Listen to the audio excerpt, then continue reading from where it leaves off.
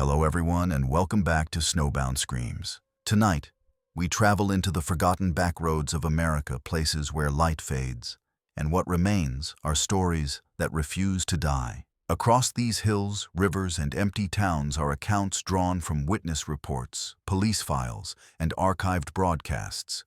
Each one verified, recorded, and retold in their own words. These are the stories of those who serve and protect our smallest communities, the sheriffs who stand between order and what lies beyond it. In the vast expanse of rural America, they are often the only law for hundreds of miles, the thin blue line stretched to its breaking point. From Montana's endless prairies to Louisiana's murky bayous, from Alaska's frozen tundra to West Virginia's hollows, these men and women have witnessed things that defy explanation. Their official reports tell one story, but what they've seen in the shadows tells another. Now let us begin with our first story. It was late October of 2008 when Sheriff Tom Callahan first received the strange call. The prairie winds of Macomb County, Montana carried the first hints of winter as they swept across the endless plains, rattling the windows of the small sheriff's department. Callahan had served this sparsely populated county for 17 years. And in that time, he had come to know every mile marker, every abandoned homestead, every resident by name. The county covered 2,681 square miles with a population of just 1,643 people, leaving vast expanses of land where only the wind kept company. That Tuesday evening began like any other. Callahan was finishing paperwork at his desk, the fluorescent lights humming overhead while his deputy, Jim Henson, was out on patrol near the North Dakota border.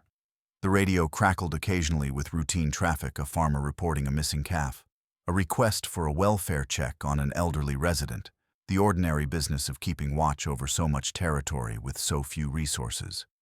At 9:47 p.m., the dispatch system recorded an incoming call from a frequency that shouldn't have been active, the old station at Weldon, a town that had been abandoned for nearly 30 years after the railroad pulled out and the last family moved away. The voice on the line was calm, professional, almost businesslike. "Sheriff's Department, Weldon Station reporting," it said. "We've got a situation out here at the grain elevator. Need assistance." Callahan sat up straight, his pen freezing mid-signature. Weldon hadn't had a functioning station since 1982, and the grain elevator had collapsed in a winter storm 15 years ago. "Who is this?" Callahan asked, his voice measured despite the confusion. There was only static in response. Callahan checked the caller ID it showed as coming from the old Weldon station number, a line that had been disconnected for decades. He radioed Deputy Henson to check the area, though it was nearly 60 miles from his current position. The call came again at 10:23 p.m. Same voice, same professional tone. "Sheriff's Department, Weldon Station, requesting backup at the old highway crossing. We've got an 18-wheeler overturned, blocking both lanes." Callahan felt a cold prickle on his neck. The old highway hadn't been used since the interstate was built in the 1970s, and no truck would be out there on that forgotten stretch of road. He asked dispatch to trace the call, but they reported back that it was impossible. The signal seemed to be coming from nowhere and everywhere at once, bouncing across towers in a pattern that defied technological explanation. That night, Callahan drove to Weldon himself, finding nothing but decaying buildings and silence under the vast Montana sky. The calls continued for 3 more nights, always between 9 p.m. and midnight, always reporting incidents that couldn't possibly be happening. A fire at the elementary school that had been torn down in 1979. A domestic disturbance at the Miller farm, though the Millers had sold the property and moved to Florida in 1993. A robbery at the bank that had closed its doors for good in 1985. Each call was delivered in the same calm, professional voice, as if the dispatcher on the other end had no idea that 30 years had passed. Callahan began keeping detailed notes, documenting each call, each impossible scenario, each technological anomaly that the county's communications expert couldn't explain. On the 4th night, Callahan decided to wait at the abandoned station, parking his cruiser where the sheriff's vehicle would have parked decades ago. The wind howled through the empty buildings, creating mournful sounds that seemed to carry voices from the past. At 10:15 p.m., his radio crackled to life with the familiar voice. Sheriff's Department, Weldon Station. We've got a 1054, possible livestock on the roadway near mile marker 87. Callahan grabbed his radio, his hand trembling slightly. Who is this? What do you want? The response came immediately, but this time it was different. The voice was distorted, as if layered with static and something else, something that sounded like many voices speaking at once. We are the ones who wait. We are the ones who watch. We are the ones who remember. Callahan never found an explanation for the calls. After that night, they stopped as suddenly as they had begun. The county communications technician ran every diagnostic he could think of, finding no evidence of equipment malfunction, no trace of external interference, no rational explanation for how those calls had been made. The incident report, filed as Case Number 2008-047, remains in the Macomb County Archives, marked unresolved. Callahan retired 2 years later, but he still sometimes drives out to Weldon on quiet evenings, parking where he parked that night, listening to the wind through abandoned buildings, wondering what waits in the spaces between what was and what is. It was early June of 2014 when Sheriff Rebecca Mills first noticed the pattern. The morning air in Franklin County, Maine carried the sweet scent of pine and damp earth as Mills drove toward the lake for what she hoped would be a routine investigation. 3 people had disappeared from the area around Mirror Lake in as many months, each vanishing without a trace under circumstances that defied logical explanation.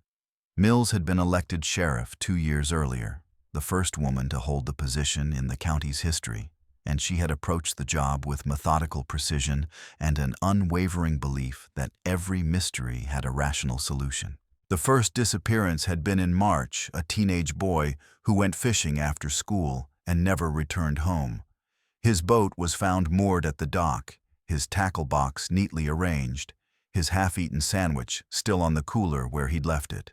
Search parties combed the surrounding woods for weeks, finding no footprints, no signs of struggle, no evidence that anything unusual had occurred.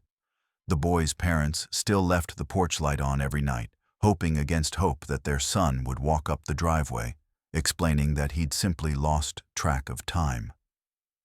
The second disappearance came in April, an elderly woman who walked her dog along the lakeshore every morning at dawn. One day, only the dog returned, whimpering and pacing at the end of its leash, its fur strangely damp despite the dry weather. By the time the third person vanished in early June, a middle-aged man camping alone on the far side of the Lake Mills had established a task force and brought in state investigators. They found his tent perfectly pitched, his coffee still warm in a tin cup, a book open to page 87 on his sleeping bag. There were no tracks leading away from the campsite, no signs of foul play, no indication that anyone had been there except the missing camper himself. The state investigators suggested wild animal attacks, accidental drownings, even the possibility of a coordinated series of runaways, but none of these theories could explain the meticulous order left behind at each scene, the complete absence of evidence, the profound wrongness that seemed to hang over Mirror Lake like a fog. Mills began spending her evenings at the lake, parked in her cruiser, where she could see the water shimmer under the moonlight. She noticed things others had missed, how the lake sometimes reflected what wasn't there, how shadows moved against the wind, how the surface would occasionally ripple without cause. One night, she saw what appeared to be a figure standing at the far end of the lake, watching her. When she drove around to investigate, she found only wet footprints leading to the water's edge, and nothing beyond. The next morning, she discovered that her cruiser's windshield had been covered in a fine, silvery dust that the lab later identified as microscopic diatoms, algae that typically grow only in the deepest parts of the lake. The breakthrough came on a humid night in late June when Mills decided to walk the shoreline alone, without backup, without radio, without anything but her flashlight and her sidearm. At approximately 11:30 p.m., as recorded in her official report, she noticed a strange phenomenon. The lake was perfectly still, yet the reflection in the water showed clouds moving rapidly across the sky, trees swaying in a wind that wasn't blowing. She aimed her flashlight at the water, and the beam seemed to bend unnaturally, curving downward as if being pulled into the depths.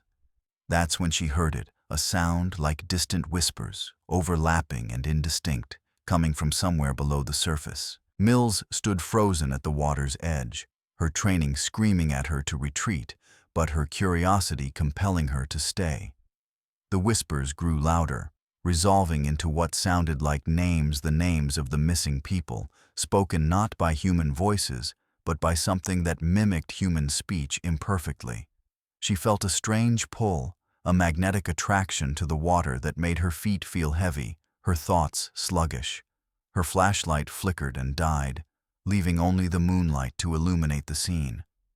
In that moment, she saw shapes moving beneath the surface, elongated shadows that seemed to reach toward her with impossible arms. She fired her sidearm into the water, the sound breaking the spell. The whispers stopped, the shapes vanished, and the lake returned to normal. No one else ever reported experiencing what Mills witnessed that night. The scientific team she brought in the next day found nothing unusual, no evidence of electrical anomalies, no strange biological specimens, no explanation for what she had seen and heard. The disappearances stopped as suddenly as they had begun, and life in Franklin County gradually returned to normal. Mills never spoke publicly about what happened at Mirror Lake that night, mentioning only in her official report that she had experienced unexplained phenomena during her investigation. She still drives past the lake occasionally, especially on moonless nights, sometimes parking for a few minutes to watch the water, wondering what lies beneath its surface, what waits in the reflection between this world and whatever lies beyond. It was the night of August 15, 2016, when Sheriff Daniel Ramirez encountered something that would challenge everything he knew about the natural world. The summer heat of West Texas hadn't fully surrendered to the evening, leaving the air thick and heavy as Ramirez drove his patrol vehicle along Highway 905, a desolate stretch of road connecting two small towns 60 miles apart. As the elected sheriff of Brewster County, Ramirez was responsible for 8,793 square miles of rugged terrain, much of it empty desert where the only witnesses to strange events were the stars and the endless horizon. The night began routinely enough. Ramirez had responded to a minor traffic accident near the county line, paperwork that kept him until after midnight. As he drove back toward his office in Marathon, he noticed a vehicle pulled over on the shoulder approximately 3 miles ahead. His headlights caught the distinctive shape of a late-model sedan, its emergency flashers cutting rhythmic patterns through the darkness. Standard procedure dictated a welfare check, especially on a highway so remote that help could be hours away. Ramirez radioed his position to dispatch 1023, conducting motorist assist at mile marker 47, and pulled in behind the sedan, leaving his engine running and his lights on. As Ramirez approached the vehicle, he immediately sensed that something was wrong. The driver's side door stood open, but no one was inside or visible nearby. The engine was still running, though barely, making a strange sputtering sound that didn't quite match any mechanical failure Ramirez had encountered before. His flashlight beam swept the interior keys in the ignition, a wallet on the passenger seat, a cell phone on the dashboard with its screen displaying an incoming call that had been ringing for several minutes. The caller ID showed unknown number. Ramirez called out into the darkness, his voice swallowed by the vast emptiness of the desert. Brewster County Sheriff's Department. Is anyone here? Do you need assistance? The only response was a low hum that seemed to come from everywhere at once, a vibration that traveled up through the soles of Ramirez's boots and resonated in his chest cavity. It wasn't a sound he could identify as mechanical or natural, but something else entirely, something that made the hairs on his arms stand on end. That's when he noticed the tracks in the sand, not footprints leading away from the vehicle, but a single set of prints that began about 20 feet from the sedan and extended into the desert. What made them unusual was their spacing. Each print was exactly 7 feet from the next, too far for any human stride, and they showed no signs of the scuffing or irregularity typical of walking in sand. Ramirez followed the tracks with his flashlight, his training and experience telling him to call for backup, while his curiosity compelled him to investigate further. The tracks extended approximately 100 yards into the desert before simply stopping, as if whatever made them had vanished into thin air. There was no disturbance in the sand beyond the last print, no evidence of return travel, no explanation for how the person had left the area. Ramirez was scanning the horizon when his radio crackled to life with a voice he didn't recognize. "Sheriff," it said, "you should not be here. You should leave now." The voice was distorted, metallic, yet somehow familiar, like an echo of his own voice played back through poor equipment. Ramirez grabbed his radio, his heart pounding despite his efforts to remain calm. "Who is this? Identify yourself." The response came not through his radio, but from behind him, where the abandoned sedan still sat with its engine sputtering. "We have taken what we came for. The rest is not your concern." Ramirez spun around, weapon drawn, to find a figure standing beside the driver's door of the sedan. It was tall and unnaturally thin, silhouetted against his patrol car's headlights, its proportions wrong in a way he couldn't immediately identify. The figure raised what might have been an arm, and Ramirez felt an intense pressure in his head, a pain so severe that he dropped to his knees, his vision swimming with colors that had no names. When Ramirez regained his senses minutes later, he was alone beside the highway. The sedan was gone, though its tracks in the sand suggested it had driven away at high speed. The mysterious footprints had vanished as well, wiped clean by a wind that hadn't been blowing moments before. His radio was dead, his flashlight flickering weakly, and his head throbbed with a dull ache that would persist for weeks. The dashboard clock in his patrol vehicle read 3:17 a.m., though Ramirez was certain that no more than 30 minutes had passed since he first stopped to assist the motorist.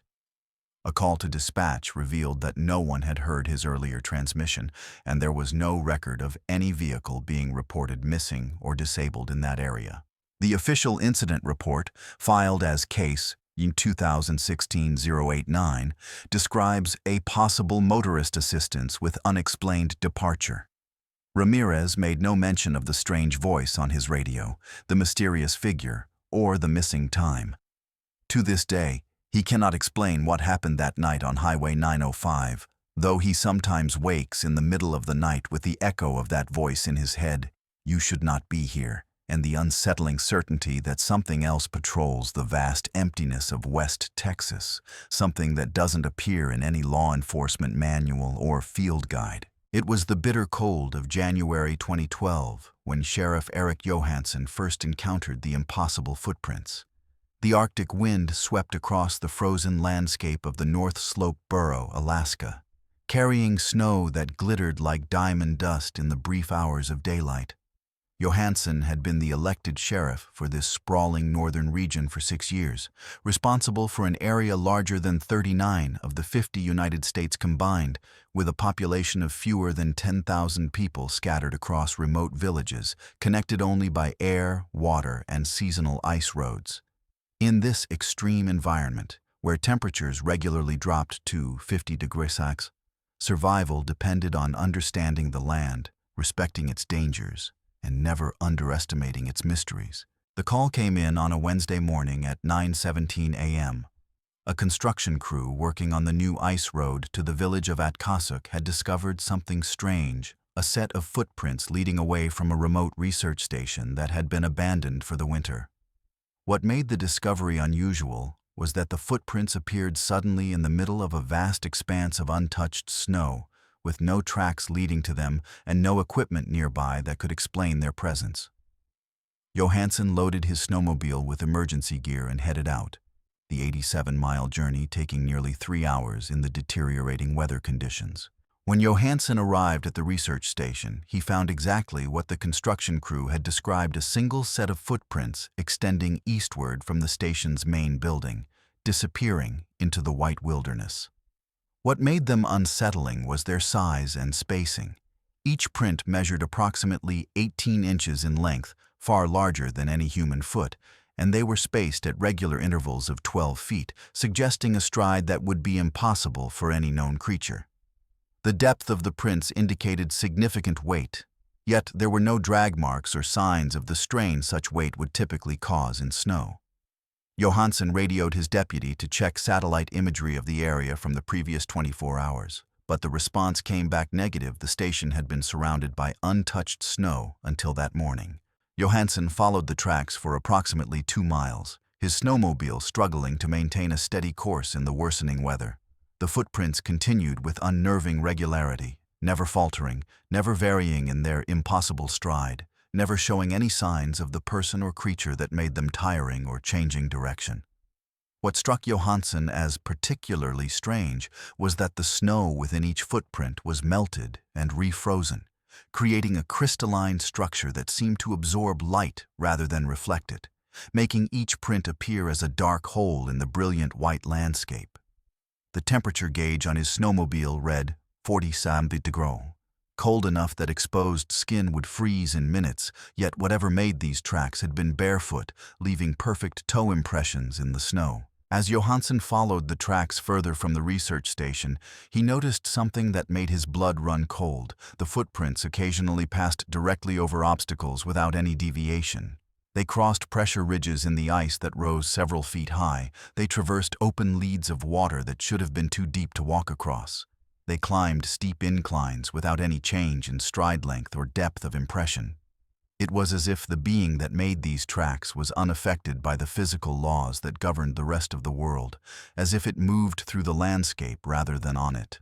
Johansson was a practical man, grounded in reality and experience, but what he was witnessing defied all explanation. The weather continued to deteriorate, and Johansson made the difficult decision to turn back before conditions made travel impossible.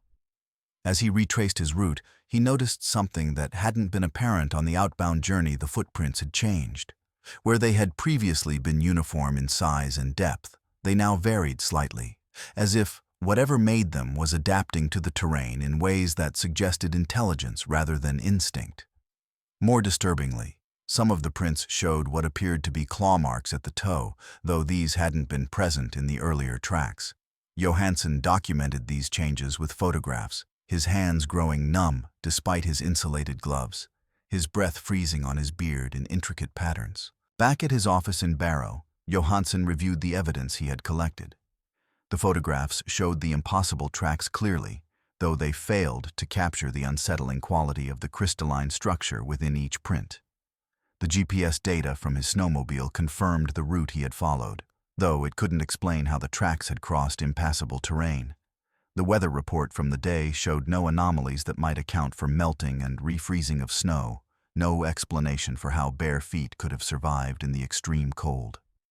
Johansson contacted the research station's parent organization, a university in Fairbanks, but they had no record of anyone being at the facility, no experiments that might explain the tracks, no interest in pursuing what they dismissed as a natural phenomenon. Johansson never discovered what made those footprints in the frozen wilderness of the North Slope. 2 weeks later, when a team returned to the area to conduct a more thorough investigation, they found no evidence of the tracks at all, no prints, no disturbed snow, no indication that anyone had been there. The official incident report, filed as Case on 2012-014, describes unidentified tracks in snow, unable to determine origin or cause. Johansson retired 3 years later, but he sometimes looks out across the frozen tundra from his home in Barrow, wondering what walks the ice when no one is watching, what leaves tracks that defy explanation, what survives in the cold that would kill anything known to science. It was early September of 2010 when Sheriff Mark Thornton first received the call about the abandoned coal mine. The air in McDowell County, West Virginia carried the familiar scent of damp earth and decaying leaves as autumn began its slow creep through the Appalachian Mountains. Thornton had served as sheriff for this economically depressed region for 12 years, overseeing a department of just 8 deputies responsible for 235 square miles of rugged terrain dotted with abandoned mining operations, forgotten company towns, and hollows where time seemed to move at its own pace. In these mountains, where generations of families had worked and died in the darkness beneath the earth, stories of strange occurrences were as common as the rhododendron that grew wild on the mountainsides. The call came in at 10:43 p.m. on a Thursday night. A young man named Caleb Wilson, whose family had lived in the area for generations, reported hearing strange sounds coming from the Blackwood mine, an operation that had been closed since 1962 after a catastrophic collapse that had killed 17 miners. Wilson lived in a trailer approximately 300 yards from the mine entrance, and he claimed that for the past 3 nights he had been awakened by what sounded like machinery operating deep underground, followed by voices that seemed to echo from the shaft itself. Thornton knew Wilson well, a reliable young man who worked at the auto parts store in town and rarely drank or caused trouble. If Wilson was calling about the mine, something unusual was happening. Thornton arrived at the Wilson property at 11:17 p.m., his cruiser's headlights cutting through the mist that rose from the hollow. Wilson was waiting on his porch, a rifle in his hands and a look of genuine fear on his face. "It started again, Sheriff," Wilson said, his voice barely above a whisper. "The sounds, the voices. It's like they're working the mine again, but there's no one there." Thornton listened intently, but heard only the customary sounds of the mountain's crickets, wind in the trees, the distant hoot of an owl. He suggested that Wilson might be hearing things carried on the wind from the highway, but Wilson shook his head firmly. "I've lived here my whole life, Sheriff. I know what the wind sounds like. This is different. This sounds like the mine is alive again." Against his better judgment, Thornton decided to investigate the mine entrance himself. He radioed his position to dispatch 10 to 23 at Blackwood Mine investigating reported disturbance, grabbed his flashlight, and approached the sealed entrance. The concrete barrier that had been erected in 1963 was still intact, though weathered and covered in graffiti. There was no sign of forced entry, no indication that anyone had been near the entrance in years. As Thornton swept his flashlight across the area, he noticed something unusual. The ground around the entrance was vibrating slightly, a low thrum that seemed to travel up through the soles of his boots. He placed his hand on the concrete barrier and felt the same vibration, accompanied by a strange cold that seemed to emanate from within the mine itself. That's when he heard it, a distant sound like machinery operating underground, rhythmic and steady, followed by what might have been voices speaking in a language he couldn't identify. The sounds were muffled by the concrete barrier, yet they carried clearly through the night air, distinct from any natural phenomenon Thornton had encountered in his years of service. He radioed for backup, his voice measured despite the unease that was creeping up his spine. When Deputy Sarah Mitchell arrived 20 minutes later, she confirmed hearing the same sounds, though she noted that they seemed to be fading, growing more distant with each passing minute. By 1 a.m., the sounds had stopped entirely, leaving only the normal night sounds of the mountains. Thornton and Mitchell conducted a thorough search of the area, finding no footprints other than their own, no evidence of trespassing, no explanation for what they had heard. The concrete barrier showed no signs of tampering, the ground around the entrance undisturbed except where they had walked. Thornton made a note in his report about the vibration he had felt, the cold that seemed to emanate from the mine, the sounds that had no logical source. As he was preparing to leave, Wilson approached him with a strange object he had found near his trailer that morning, a small, metallic object shaped like a gear, though made of a material that didn't resemble any metal known to Wilson or to Thornton. The next day, Thornton took the object to a geologist at the local community college, who identified it as being composed of an alloy that couldn't be naturally occurring and wasn't used in any known mining or industrial processes. The object was strangely cold to the touch, maintaining a temperature approximately 20 degrees below room temperature regardless of how long it was held. More disturbingly, when placed near electronic equipment, it caused interference and occasional power failures. The geologist had no explanation for the object's origin or properties, though he suggested it might be some kind of meteorite or other extraterrestrial material. The disturbances at the Blackwood mine continued intermittently for 3 more weeks, always between 10 p.m. and 2 a.m., always following the same pattern of machinery sounds followed by unintelligible voices. Thornton established a surveillance operation, setting up audio and video equipment to document the phenomena. The recordings captured the sounds clearly, though analysis by audio experts couldn't identify the machinery or language. The video showed occasional fluctuations in light and shadow around the mine entrance, though no visible source for these anomalies. On the final night of the disturbances, September 28th, the equipment recorded a voice speaking in clear English. "The shift is over. Time to go home." After that night, the sounds never returned. The official incident report, filed as Case Number 2010-053, describes unexplained auditory phenomena at abandoned Blackwood mine. Thornton never found a rational explanation for what happened at the mine that autumn, though he sometimes drives past the sealed entrance on his patrols, stopping occasionally to listen to the silence, wondering what shifts still change in the darkness beneath the mountains, what miners still work in the hollow earth, what time clock still measures hours that have no place in our world. It was the night of July 22, 2015, when Sheriff Ben Carter first witnessed the impossible lights. The summer heat of Nebraska hadn't broken with the sunset, leaving the air thick and heavy as Carter drove his patrol vehicle along County Road 7, a rural route that cut through endless fields of corn stretching to the horizon. As the elected sheriff of Hamilton County, Carter was responsible for 546 square miles of agricultural land, where the population was scattered across small towns and family farms. In this landscape, where the sky was vast and the horizon distant, strange lights weren't uncommon weather phenomena. Aircraft, satellite re-entries, even the occasional prank with flares or drones could explain most sightings. The call came in at 11:34 p.m. An elderly farmer named Harold Miller reported seeing strange lights in his cornfield, approximately 5 miles south of Aurora. Miller was a reliable witness, a retired Air Force meteorologist who had spent his life studying atmospheric phenomena, and was unlikely to mistake ordinary lights for something unusual. Carter knew Miller well, a quiet, methodical man who had farmed the same land for 50 years and who rarely called the sheriff's office unless something was genuinely wrong. "They're not like anything I've ever seen, Ben," Miller said over the phone, his voice steady but with an undercurrent of something Carter couldn't quite identify: fear, perhaps, or awe.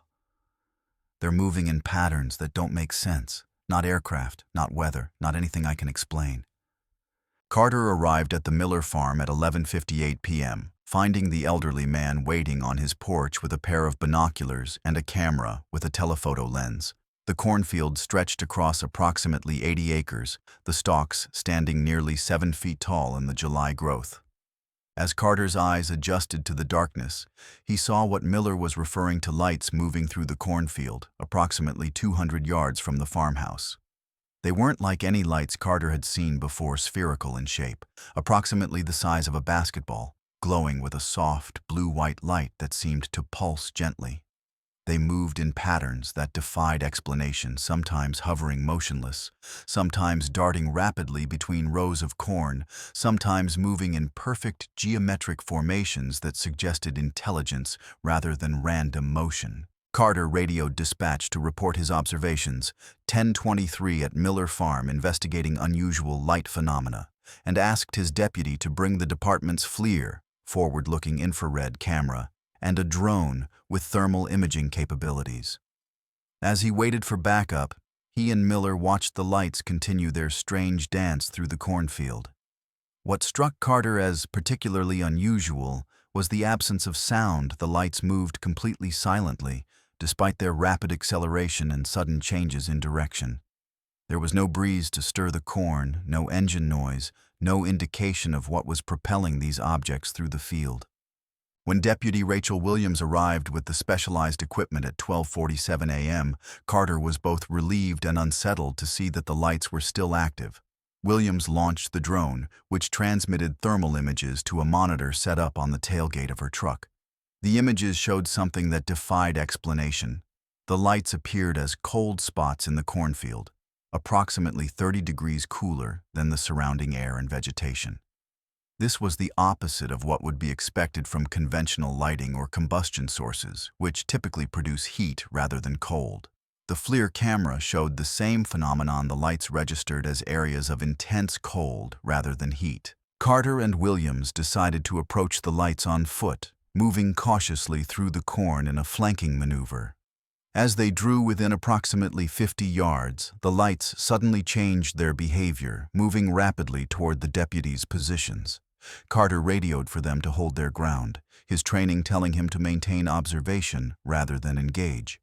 The lights stopped approximately 20 yards from their positions, hovering motionless at approximately eye level. In that moment, Carter saw details that had been invisible from a distance. Each light contained what appeared to be a complex geometric structure, constantly shifting and reconfiguring itself like a three-dimensional puzzle.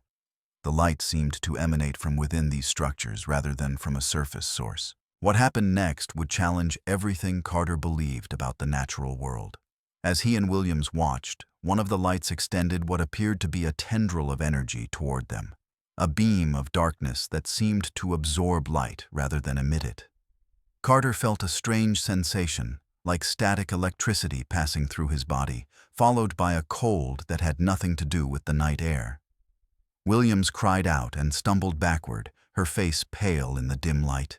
The beam of darkness retracted as quickly as it had appeared, and the lights began to move away, accelerating rapidly until they vanished over the horizon in a matter of seconds. The aftermath of the encounter was as strange as the event itself. Both Carter and Williams experienced physical symptoms, headaches, nausea, and a strange tingling sensation in their extremities that persisted for several days. The equipment they had brought with them malfunctioned, the drone's memory card was corrupted, the FLIR camera's calibration was permanently altered, and both their personal cell phones showed evidence of electromagnetic interference. Most disturbingly, when they examined the area where the encounter had occurred, they found the cornstalks bent and broken in patterns that suggested something heavy had passed through, yet there were no tracks or indentations in the soil beneath the plants. The official incident report, filed as Case 2015-037, describes unidentified aerial phenomena with electromagnetic effects.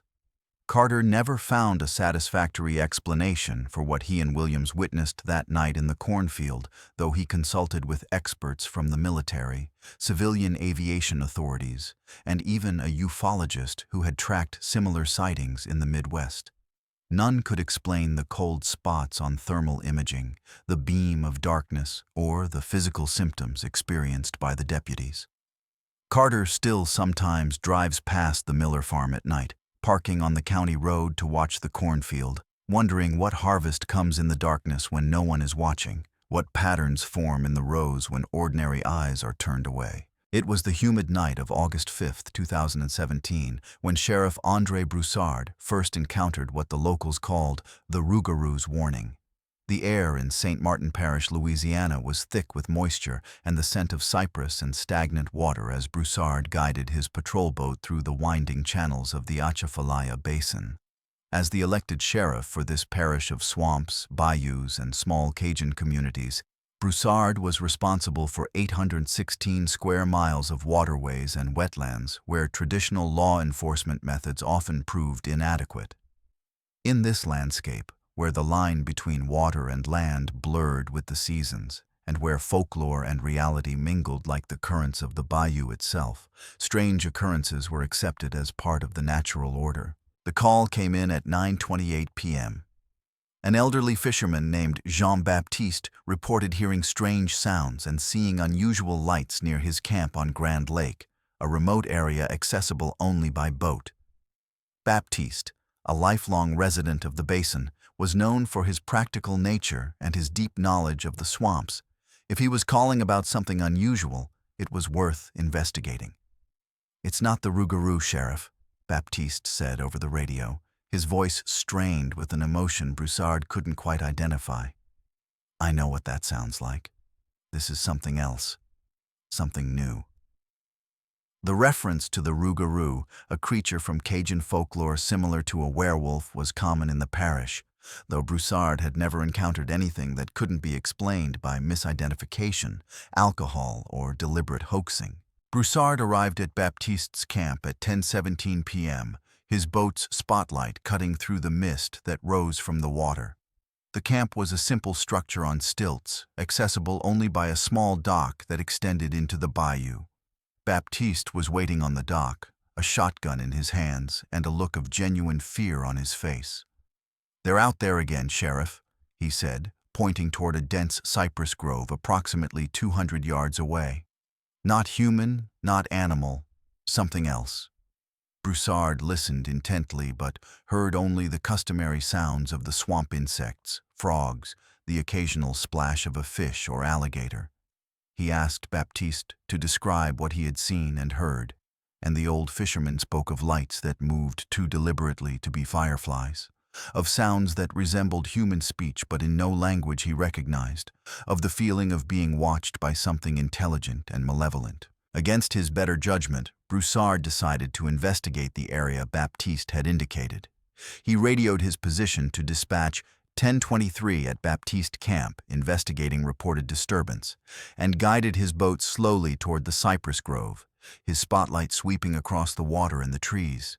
As he approached, he noticed something unusual. The water around the cypress knees was strangely still, as if unaffected by the slight breeze that rippled the surface elsewhere.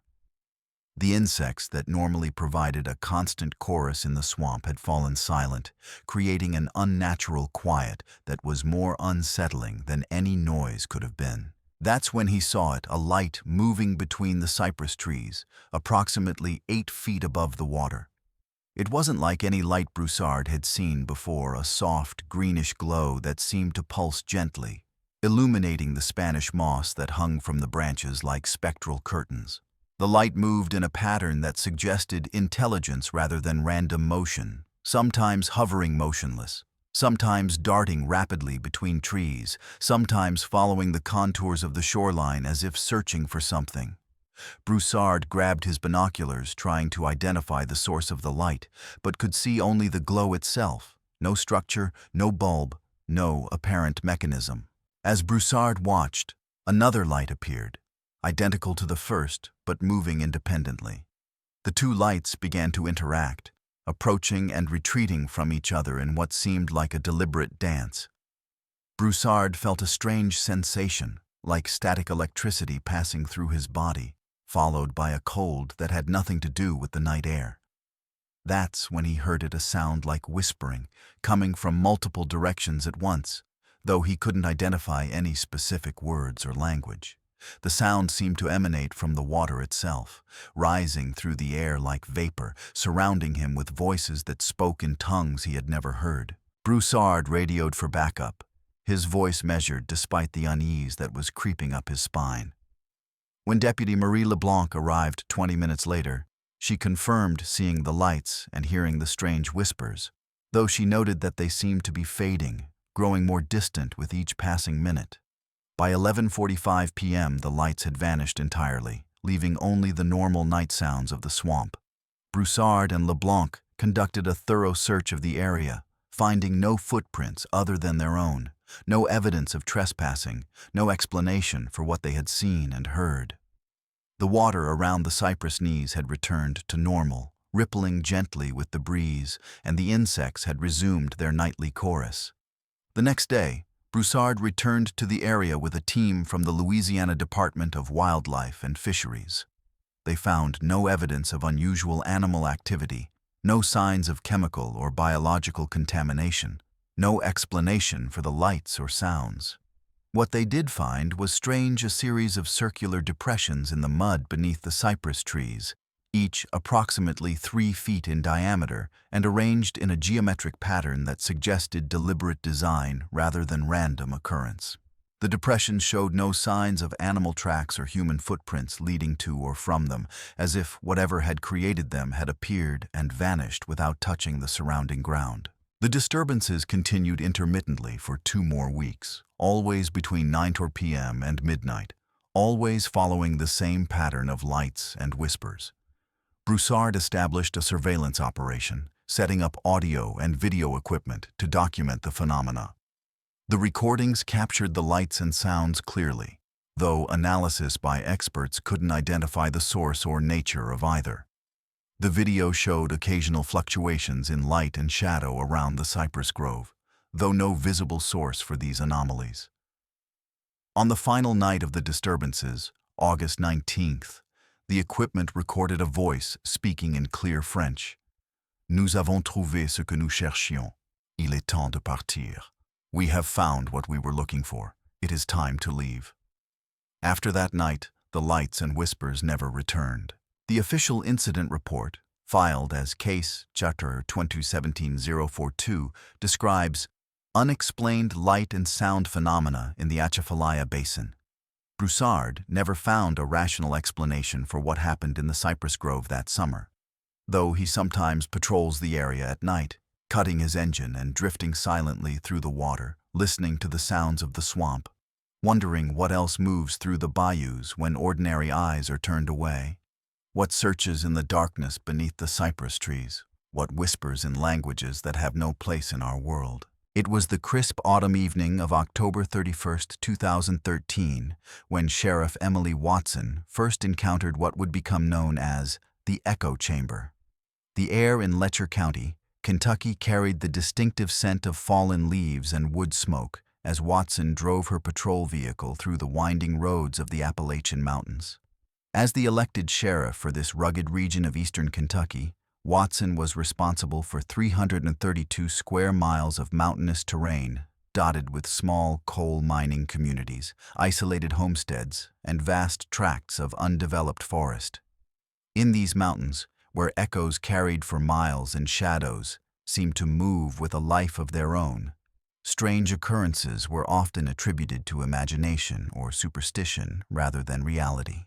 The Pine Mountain coal mine had been a significant operation in its heyday, employing over 300 workers at its peak in the 1960s and producing thousands of tons of coal annually. But the mine had a troubled history, marked by frequent accidents, safety violations, and labor disputes. The final straw came in 1986, when a catastrophic collapse trapped 12 miners underground for 3 days. Only 8 were rescued alive, and the investigation that followed revealed numerous safety infractions and structural weaknesses throughout the mine's extensive network of tunnels. The owners declared bankruptcy, the mine was sealed permanently, and the property had sat abandoned ever since, gradually being reclaimed by the surrounding forest.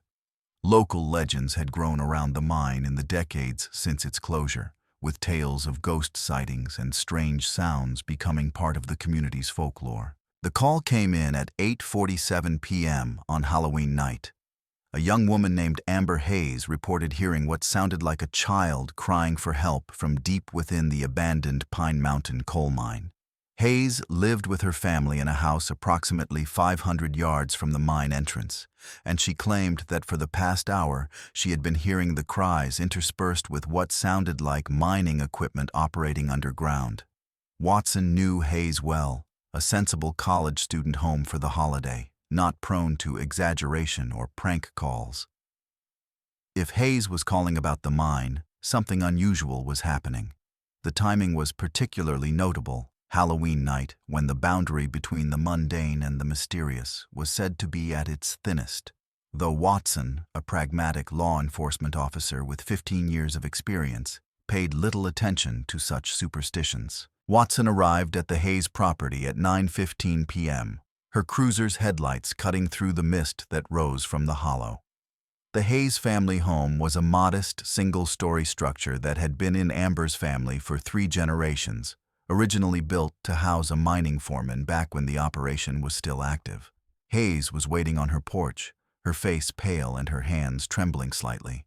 "It's still happening, Sheriff," she said, her voice barely above a whisper. "The crying, the machinery. It sounds like it's coming from deep inside the mine, but that's impossible, isn't it?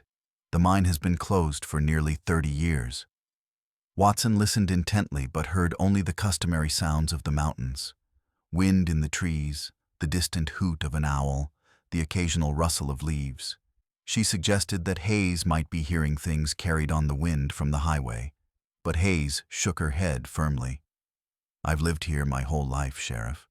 I know what the wind sounds like. This is different. This sounds like the mine is working again, like someone is trapped down there." Against her better judgment, Watson decided to investigate the mine entrance herself. She radioed her position to dispatch, 1023 at Pine Mountain Mine investigating reported disturbance, grabbed her high-powered flashlight, and approached the sealed entrance. The steel barricade that had been erected in 1987 was still intact, though rusted and covered with graffiti from decades of trespassers.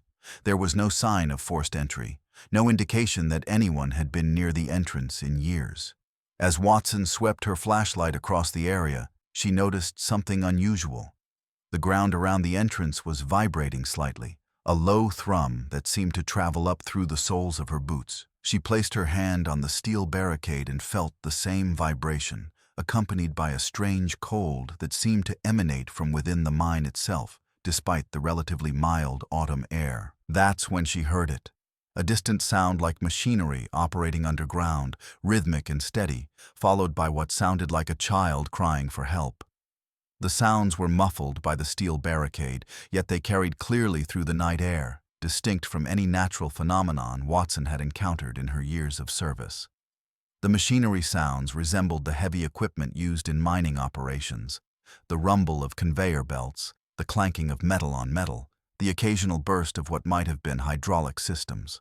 The child's cries were intermittent but clear, high-pitched and desperate, seeming to come from deep within the earth. Watson radioed for backup, her voice measured despite the unease that was creeping up her spine. When Deputy Michael Chen arrived 20 minutes later, he confirmed hearing the same sounds, though he noted that they seemed to be fading, growing more distant with each passing minute. By 10:30 p.m., the sounds had stopped entirely, leaving only the normal night sounds of the mountains. Watson and Chen conducted a thorough search of the area, finding no footprints other than their own, no evidence of trespassing, no explanation for what they had heard. The steel barricade showed no signs of tampering, the ground around the entrance undisturbed except where they had walked. Watson made a note in her report about the vibration she had felt, the cold that seemed to emanate from the mine, the sounds that had no logical source. As she was preparing to leave, Hayes approached her with a strange object she had found near her porch that evening, a small metallic object shaped like a gear, though made of a material that didn't resemble any metal known to Hayes or to Watson. The object was approximately 3 inches in diameter, with teeth that appeared too precise for any known manufacturing process, and it was strangely cold to the touch despite having been lying on the ground. The next day, Watson took the object to Dr. Robert Thompson, a geologist at the local community college who occasionally consulted for the sheriff's department on mineral-related cases. Thompson was initially skeptical, but became increasingly intrigued as he examined the object. "This is unlike anything I've ever seen," he told Watson, his academic detachment giving way to genuine curiosity. "The composition doesn't match any known alloy on Earth. It contains elements that shouldn't naturally occur together, arranged in a crystalline structure that defies conventional metallurgy." The object was maintaining a temperature approximately 20 degrees below room temperature regardless of how long it was held, and when Thompson placed it near electronic equipment, it caused interference and occasional power failures. "I can't explain this," he admitted finally. "The closest analogy would be some kind of meteorite, but even that doesn't account for the precise manufacturing or the unusual properties. This appears to be deliberately constructed, not naturally formed." The disturbances at the Pine Mountain Mine continued intermittently for 3 more weeks, always between 8 p.m. and 11 p.m., always following the same pattern of machinery sounds followed by a child crying for help. Watson established a surveillance operation, setting up audio and video equipment to document the phenomena. She brought in specialists from the state police who had experience with paranormal investigations, though they were equally baffled by what they encountered. The recordings captured the sounds clearly, though analysis by audio experts couldn't identify the specific machinery or explain how a child's voice could be coming from deep within a sealed mine. The video showed occasional fluctuations in light and shadow around the mine entrance, though no visible source for these anomalies. The team installed seismic sensors to detect any underground activity, but these registered nothing during the episodes, deepening the mystery. As the weeks passed, the local community became increasingly aware of the strange occurrences at the mine. The story, initially kept quiet by Watson's department, eventually leaked to local media and then spread through social media. Soon, curious onlookers were gathering near the mine entrance each evening, hoping to witness the phenomenon themselves. Watson had to assign deputies to keep people away from the area, both for their safety and to preserve the integrity of the investigation. The local historical society provided additional context about the mine's troubled past, including records of the 1986 accident and information about the miners who had lost their lives over the years. One name stood out: Thomas Riley, a 12-year-old boy who had been killed in 1972 when he wandered into the mine during a shift change and was trapped by a small collapse. His body had never been recovered. On the final night of the disturbances, November 21st, the equipment recorded something new, a voice speaking in clear English. "The shift is over. Time to go home." The voice was adult, male, and calm, with a distinctive Appalachian accent that some of Watson's deputies recognized as similar to those of older residents in the area. After that night, the sounds never returned. Watson kept the surveillance operation in place for another 2 weeks, but there was no further activity. The mine fell silent once more, though the mystery remained unsolved. Watson filed her final report on December 5, 2013, documenting all the evidence, witness statements, and analysis conducted during the investigation. The strange, gear-like object was logged into evidence, where it remains to this day, stored in a specialized container that seems to dampen its unusual properties. The official incident report, filed as Case No. 2013-067, describes unexplained auditory phenomena at abandoned Pine Mountain Mine. Watson never found a rational explanation for what happened at the mine that autumn, though she consulted with experts from various fields: geology, engineering, acoustics, even psychology. Some suggested geological phenomena that might account for the sounds. Others proposed elaborate hoaxes, and a few quietly acknowledged that they had no explanation at all. Watson herself maintained a professional skepticism, while privately acknowledging that what she had experienced defied conventional understanding. She occasionally drives past the sealed entrance on her patrols, stopping sometimes to listen to the silence, wondering what shifts still change in the darkness beneath the mountains, what miners still work in the hollow earth, what child still cries for help in a place where no child should be, what echoes still bounce through the chambers of a mine that should be silent and dead. In the years since the echo chamber phenomena, Watson has noticed other strange occurrences in the area, though none as dramatic or persistent as those at the Pine Mountain Mine. Sometimes, on quiet nights, residents report seeing faint lights near the old mine entrance, or hearing what sounds like distant singing carried on the wind. Watson documents these reports but keeps them out of the public eye, knowing that rational explanations are unlikely to satisfy those who experienced something beyond ordinary understanding. The mine has become part of the local folklore, a cautionary tale told to children and a mystery debated by adults. For Watson, it remains an open case, a question mark in a career otherwise defined by answers and resolutions, a reminder that even in the 21st century, there are still places where the boundary between the known and unknown remains permeable, where echoes from the past can sometimes reach into the present, and where the mountains keep secrets that may never be fully understood. The American landscape remains vast and unknowable. From the endless prairies of Montana to the murky bayous of Louisiana, from the frozen tundra of Alaska to the hollows of Appalachia, there are places where the veil between the known and the unknown grows thin, where ordinary laws of nature and physics seem to bend, if only for a moment. These are the stories of those who serve and protect our smallest communities, the sheriffs who stand between order and what lies beyond it, the witnesses to phenomena that defy explanation, the keepers of official reports that document what should not be possible. What these 7 stories have in common is not just the unexplainable nature of the events, but the credibility of those who experienced them. These are not tales told around campfires or whispered in the dark. They are documented incidents filed in official records by law enforcement professionals trained to observe, report, and explain. Yet in each case, explanation remained elusive, rational theories fell short, and the witnesses were left with experiences that challenged their understanding of the world. The empty station in Montana, the vanishing at Mirror Lake, the desert highway encounter, the frozen footprints in Alaska, the hollow mine in West Virginia, the cornfield lights in Nebraska, the bayou disturbance in Louisiana, each represents a small tear in the fabric of what we consider reality. Perhaps the most unsettling aspect of these stories is not what was seen or heard, but what remains unseen and unheard. The knowledge that there are forces at work in our world that operate beyond our understanding, that there are places where the normal rules don't apply, that there are phenomena that leave no evidence except in the memories and official reports of those who witness them. In the vast expanses of rural America, where darkness falls unfiltered by city lights and silence stretches for miles, these encounters remind us that we are not always the masters of our domain, that there are mysteries that resist our attempts to categorize and explain them.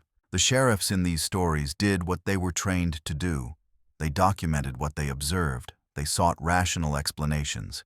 They filed official reports that acknowledged the limitations of their understanding. They did not leap to supernatural conclusions or embrace fantastical theories. They simply recorded what happened, leaving the interpretation to others.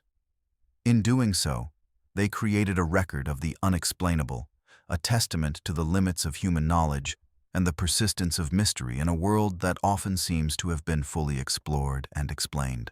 What connects these disparate encounters across time and geography is not a specific creature or phenomenon, but rather the quality of the experience itself, the sense of something intelligent and purposeful just beyond the edge of our perception. The feeling of being observed by something that operates by different rules, the realization that our understanding of reality is incomplete at best. Whether these experiences represent natural phenomena we have yet to understand, encounters with beings from other dimensions or worlds, or something else entirely, they remind us that the world is stranger and more complex than we often acknowledge. If you or someone you know has a true story to share, leave it in the comments below. The documentation of these experiences serves not only to satisfy our curiosity about the unknown, but also to create a record that might eventually help us understand what lies beyond the edge of our current knowledge. Each account adds to the pattern, each witness contributes to the picture, each official report provides another piece of a puzzle that may one day reveal a larger truth about our world and our place in it. Thank you for watching Snowbound Screams. Until next time, stay safe out there.